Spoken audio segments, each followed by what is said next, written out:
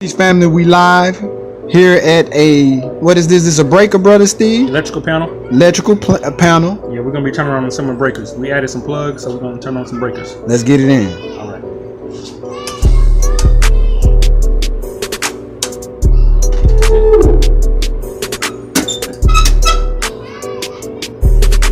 So you turn, well, what did you just do? You just turned off a breaker? I turned them on. We added some plugs this morning, so actually I'm turning the breakers on. Oh, you turned them back on. Okay. Yeah, yes, sir. Test. Yes, okay. Sir. Beautiful. Thank you, sir. Yes, sir. What are you doing right now, brother Steve? So actually right now what I'm doing, I went and turned the breakers on. I'm going to make sure that the plugs are working correctly. I'm going to make sure the voltage is correct.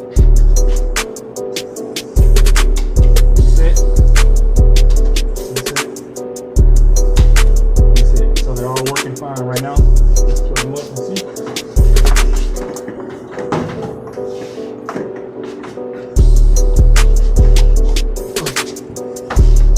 And who is this other mighty great brother in here with you? Who is this over here? That's the great brother Dante over there getting it in too. The great brother Dante. Peace family, I'm here live. This your brother Monroe Jr. with the great. Our brother Steve X here in Dallas. Brother is a CEO. He's a boss. He's a black entrepreneur. He's a black master electrician. And brother, I tell you, it's an honor to be in your presence. As me and him, we both started in the trade. And to see our brother's evolution and progression, it shows the power of God that lies dormant in each one of us, as my brother has overcome a lot of vicissitudes to be where he is today. How you doing, brother Steve? Doing fine by Allah's grace. Yes, sir. Thank you. Yes, sir. Yes, sir. Thank you for having me. Yes, sir. Yes, sir. And how long, brother Steve, have you been in business for yourself, big brother? I've been in business 3 years. 3 years. Yes, sir. Let the people know a little bit about your company, man, the name and you know what services you offer. So my company, we are Electrician company. The company name is U First Electrical, U1ST Electrical. We do anything from if you just say you want to have a jacuzzi tub put in your restroom, and you're gonna need 2 new circuits for that, because jacuzzi tub has a heater and it has a motor. So if you want 2 new plugs for that, we do that. If your house is built in the 50s or the 60s, you need a complete rewire, or if you need a complete panel upgrade, we do that. If you need security cameras or security lights, come on now, landscaping lights, we do anything also to commercial. So if you have a small tenant lease space, maybe you want to sell clothes out of, you want to make a coffee shop, you want to add lights and plugs in different places, we do all of that work. Beautiful, beautiful.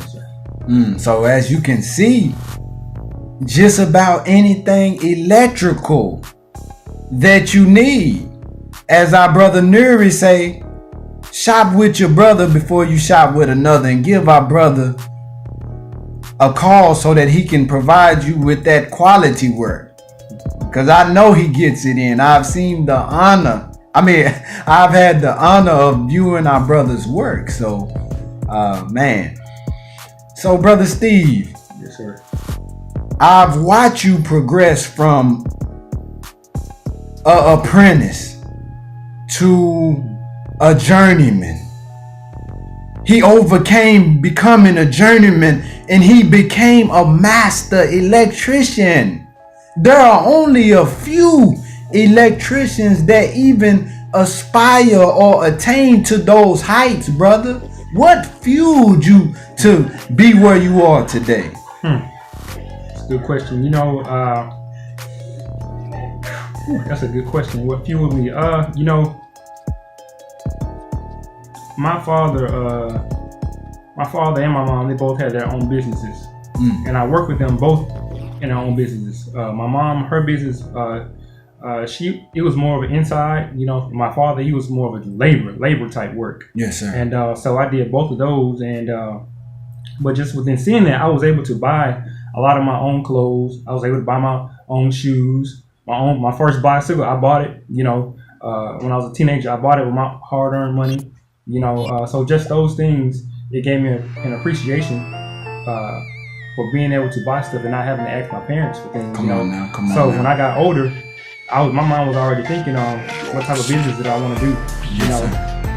So it just having that direction from my parents, not knowing I was going to go in that direction to want to have my own business, but that laid the foundation. And just having other great people come into my life, inspire me. And it's just like you seeing me, I saw someone else before me. Come on now. I saw someone who was a master electrician, and I said, man, I want to be like that. I want to have that integrity. I want to do this work correct, and it's gonna look really nice. It's gonna look like artwork. Because when you're doing electrical work, it should look like artwork. It shouldn't look all convoluted and just stuff everywhere. No, it shouldn't be like that. It should look like artwork at the end of it. So just wanting to be the best at what I do. I always felt as an apprentice, just my first, second, third year, I felt I was the best apprentice on the job because I would do anything. It didn't matter whether it was digging. I would volunteer to dig. I remember one time I had to go all up on one of the cranes and change the light. I volunteered to do that. Whoa. Volunteered. Whoa. So Not the crane though. The crane, the crane, Wow. The crane on top of the building, I volunteered to do that. I felt that, I was the best, and I was going to show that. There was a lot of people that are a lot smarter, that are a lot more stronger, who have, family connections, but I have the will, to say, I'm going to show you why. And showing other people why I became the best at what I do. From my opinion, my name is around the electrical industry in Dallas. There are a lot of people that know me just based off my work. Wow. So that's how I know where I'm going. Yes, sir. Beautiful, beautiful. And the brother was talking about providing quality service via quality work, through your craftsmanship. So that's beautiful because our brother is striving for black excellence. And there's nothing wrong with striving to be the best, because that he's just reflecting his God, his creator, who made him to be the best. Yes, sir. So, Brother Steve, if I'm not mistaken, brother, something that has always been interesting to me ever since you brought it up, you said that when you were a youngster, when you were young, your parents kind of started you early when it came to fixing on stuff and building stuff. What advice would you give to parents when it comes to starting young people off on a particular skill or a particular trade or some type of business at a young age? How does that help them to attain to mastery at a younger age? I think I said in another video before that it takes, they say it takes 8,000 hours to become proficient at something. Not to be very good at it, but just become optimal, proficient at it, and that's from where it becomes second nature. Wow. But when I was maybe 10, 11 years old, my mom, she started buying me tool sets. So instead of getting like for my birthday, instead of getting shoes or clothes, she would buy me, full tool sets. Come on now. We used to go to Sears and I would pick out tools and she would buy them for me. Because I was always working with my hands. In school I had wood shop, I had small engine repair. So just within doing that, she even started buying me even more tools because my mom at the time was single. So doorknobs, things of that sort around the house I had to fix. So she went and bought me tools to fix that, And so just within her doing that, and just having tools all the time, I was always working on things. That was my passion, I would be outside all day, working on things, whether it's from bicycles to go-karts, I was always working on things. And so my mother, she kept fueling it. And now I work on everything myself. I change my transmissions in my car, change my transmission in my truck. I do these by myself. It sure may take me a little bit longer, but I take my time and I get it done. So, and just within me doing that from a young age, 10 years old, building things, I can look at something right now and see how it's put together. And literally I can formulate in my mind a plan to take it apart and put it back together. Without having any formal education of being a mechanic or being this or being that, so. Beautiful. Now, as I said earlier, there's a saying that a man that knows how to work with his hands, he will be able to either create some work for himself or find some work somewhere. And it's just an honor to be in our brother's presence, to see him grow as a man and mature and have his own company and be able to offer these services. Brother Steve, what has been the most challenging part of your journey to become who and what you are as a master electrician?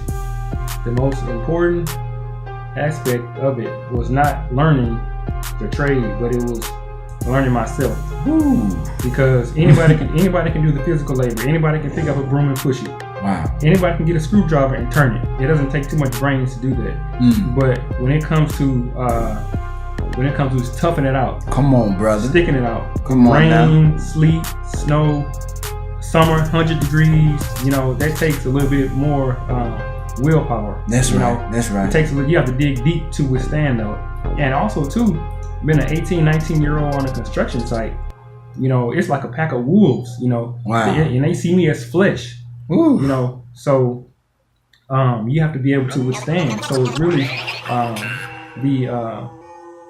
looking back at self, you know, and evolving. You know, shedding that old me. Come you know, on now. And eventually, you know, through trial and error and through getting burnt sometimes, you know, and learning lessons. You know, I began to see that it was myself more so than I was hurting. You know, so that's been the main aspect, is looking back at self and just moving forward. Beautiful response, Brother Steve. Okay, and me and my brother, we were both in a school here in Dallas called IEC, and neither one of us completed the formal curriculum that they have set in stone there, the structure. Brother Steve, for those particular individuals who don't complete the formal curriculum of an apprenticeship program, how were you able to still navigate through and still get your license as a journeyman, then as a master electrician, without having to complete the formal classroom standardized structure that IEC offers? That's a great question. You know, I will say this, I'll start off like this. You know, those formal schools, they aren't really tailored to the black man. Ooh. You know, because one thing, the education, it's only the education will only take you so far. You know, but for the black man, we need the same thing that they have, but we need a little bit more to actually have some self-realization about ourselves and who we are. You know, and what we built in the past. Because if you listen to these white instructors, you know, they're gonna make you feel as though you don't have a direct connection to the actual course, you know. But as we know, a lot of the, you know, electricity and how water flows is patterned after the human body. Wow, you know? Come on, Brother Steve. But if you don't have a teacher that's going to tell you that, and they're going to tell you Thomas Edison did this first, and Albert Einstein created this, and you're not going to be interested in that, you know. Right. So that's the first thing. You know, we don't have the courses aren't designed for us. You know, they're not designed for us. But within saying that, what I did was I started the course. I quit my last year. It's a 4-year school, and I quit the last year. I had an opportunity to partner in business with someone, and I felt that there would be a better opportunity for me, just based on when you've been out in the construction world. They tailor more so to young white individuals who they want to boost them up into leadership. You know, they will take them on the side or on the weekends and show them things that they're not going to show you on the business side, on the contract side, you know, and how to negotiate the contract. They're not going to show you that, but they'll show that white 21-year-old male how to do that also, you know. So I felt it was within my best interest to do that with another brother who was older than me, who had been in electrical field for many years. You know, I felt it was within my best interest, you know, and my mind was already geared to start my own company. So I just felt it was a boost for me. Now, I did, at the end of the 4 years, you have to qualify to take a journeyman electrician test. Right. Now, being in the trade for 8,000 hours, I had already had that, so I didn't need the school anymore to actually take the test. The school was just a preparatory, 4-year preparatory class that get you familiar with the language, you know, because the language in these books is written by professors and engineers. It's not for the layman person. It's written by people that have doctors, and you know, so the courses that they provide over the 4 years, they get you familiar with that language. Right. But after that time, I didn't need that school anymore, so I still took my test and passed the test. Beautiful. Okay, so to summarize it, basically what our brother said was that even though IEC offers the classroom 1 day a week, you have to go and get the classroom hours. What he's saying is you could actually skip around that and get your OJT, which is the on-the-job training. That's what really qualifies you to take the test, the OJT hours. And you can buy a code book, study the code book, and then you can also take some special tailored classes to get you prepared to take the journeyman's and the master electrician test. Is that what you did, Brother Steve? That's right. So he got his OJT hours. The 8,000 qualified him to take the journeyman test. Yeah. How many for the masters? Now, once you get your journeyman, you have to have an additional 4,000 hours on top of that.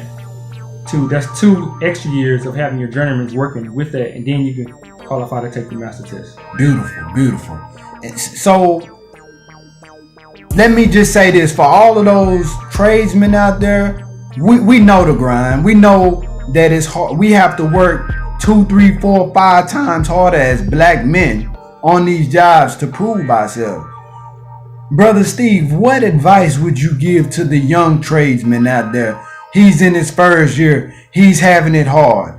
He's with a journeyman that's talking disrespectful to him. The journeyman is not really showing him the game. He just got him getting his material. What advice would you give to that young brother to tell him to stick through those vicissitudes, stick through those trials and those hardships, so that they may be potentially where you are today? I would say take yourself out of the equation, because where you are is not where you're going to end up. Come on, brother. Because you never know what the future holds. That's right. Just because one person will not show you something, you're not going to be with them for the rest of your life. That's right. Or for the rest of your tenure in that trade. You may be with them, you may be partnered with them for maybe 1 month. And then you'll get with somebody that's going to show you. And a lot of times they put people like that with you to make you quit. Woo. You know, so it's really just a test to see if you really want to do this, or if you're just here to get a 40-hour paycheck. You know, there's a difference between someone who actually comes, you know, to learn, or someone who just wants to get a 40-hour paycheck. They say what you love to do, you do it for free. I'm not saying you should do that, because we all have to take care of our bills and everything and family, you know, but it's more than just being there for a 40-hour paycheck. That's pretty much what I have to say about that. But I think if you can rephrase it again, I got something else, but I lost the question. Rephrase. Not rephrase it. If you just ask me the question again, because I wanted to say something else on it. Okay. You don't have to rephrase it. You just about how to stick it in there. Right. Okay, how to endure through the hardships of being a young tradesman. Okay. Yeah. So now, man, you have to have that hardship. You got to have the hardship. You know, actually, it shouldn't even be about how hard it is. You really should be asking, you know, can you turn it up a little bit? Steve say, can you turn it up? Go ahead. You can turn it up a little bit. I'm just gonna cut. You know, I was there's a man named Earl Woods. His son is Tiger Woods. We all know him. Yes, sir. So Earl Woods was in the Green Berets in the military, and Earl Woods had a special training, you know, that will break you. It'll break you all the way down to the core. Wow. So he used those same tactics on his son. And at a certain point, his son was saying, "Dad, can you increase that? Can you increase the intensity of your training? Because the guys I'm going up against, they are a little bit more mentally tough than me." Because he was so good. He was only 16, but he was competing with guys who were 20, 22, 23. So they had a little bit of maturity on him. But he was Right. telling his dad to turn it up a little bit because he needed to be more mentally tough to withstand, to stay in there. You know, so it's not about what someone's doing to me or how much pressure they put on me. No, you should just keep going through it, you know, because it's going to prepare you for later in life to take on more pressure. Because if you want to have a business, you guarantee it's going to be pressure. Come on, you know, brother. you're going to be pulling your hair out, you know, especially Wow. the first 3 to 4 years, you're going to be pulling your hair out. So you have to have that pressure. You know, you can't run from it. So, bro, Steve said, if you want to become a diamond, get acclimated to the pressure. As our brother is shining, he's a diamond. Yeah, I'm telling you. And you know, when they come to you with, you know, and say you got to dig this and dig that, just go ahead and do it. It's gonna, because if one day you will be in a position, you have to train another person, and you have to show them how to dig properly, because there's a proper way to dig. You just can't get out there with a shovel. There's a proper way to dig, an efficient way to dig. So if you don't go through that path, you're not gonna know. So when someone comes up, your son or whoever, you know, wants to get in a trade, you have to be able to show them, because someone may not want to show them, but you're gonna have to show them. Wow. Beautiful, brother Steve. How do you balance you being a CEO, a boss, a decision maker? You have to move the pieces on the chessboard. How do you balance that, your work and your family life? How can you let the brothers know who are aspiring to become CEOs and bosses? Yes. I will give just for my personal example. When I first went out my first year in business, I was really unorganized, and so with this year, I told myself that I'm going to be organized. So I actually have a real office, you know, and I have places for all my paperwork. Because if you just have stuff just sitting everywhere and people calling you, you're not writing anything down, or you're not able to backtrack on who you talk to Tuesday, Wednesday, Thursday, then it's not going to work, you know. Wow. And especially that sets the foundation of being organized. Because when you have to do your taxes, you got to be organized, because they will come after you. You know, they will come after you. So being organized in your business sets up to where you can say, you can go to your wife and say, I got this time open, I got this date open, I got this open, you know. And that way, you won't be trying to jump around and put this fire out and put that fire out, you know. And your wife is saying, well, I thought you told me we were gonna. Well, I thought, you know. So it's the best thing is to be organized. Yes, sir. Beautiful, beautiful. Yeah, we taught that a organized lie will beat out disorganized truth any day. So, Brother Steve, we thank you, dear brother, for your time. We know you're a busy man. How can the people reach you, dear brother? Whether it be social media or, you know, what's your handle, man? How can they find you?